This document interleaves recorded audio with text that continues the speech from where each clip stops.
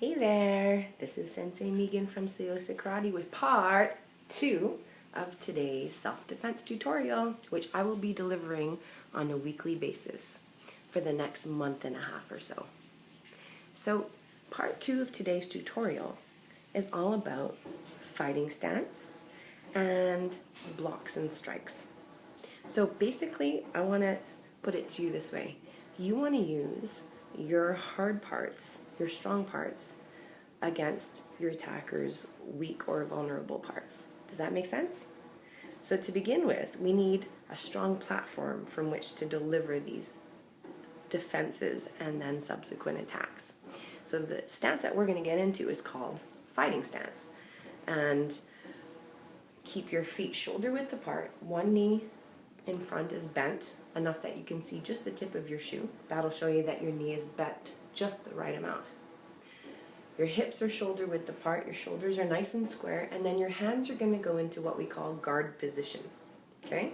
So guard position means that lead hand, lead foot. If your left foot is in front in your fighting position, then your left hand is in front. And you are closing off whatever vital points might be in this area of your body. Okay, so we always keep the guard closed. Now we're going to practice today doing a high block to protect the top of your head.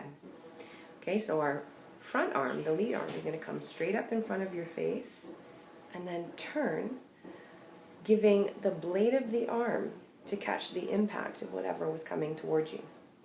Okay, so once again, up, up, up, kind of like an umbrella, and here. That leaves this power hand that's in the chamber ready to fire. Okay, so our power hand is the power hand because power basically boils down to three things. Okay, mass, speed, and distance.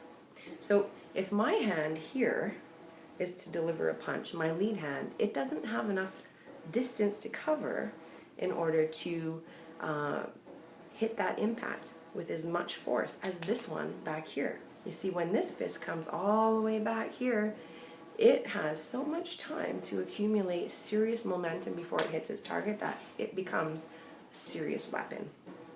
So we're going to do our block followed by the punishment, which is our punch, with these two knuckles right here to, how about the throat? Oh, their solar plexus. Good? All right, so here we go. Remember something. The human arm weighs like 7 to 9 pounds. That's not a lot. That's not a lot of power, right?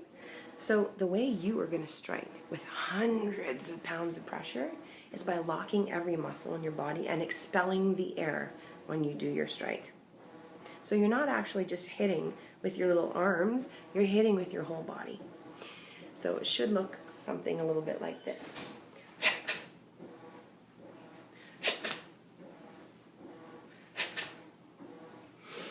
Okay, we do have other things we can do with our hands.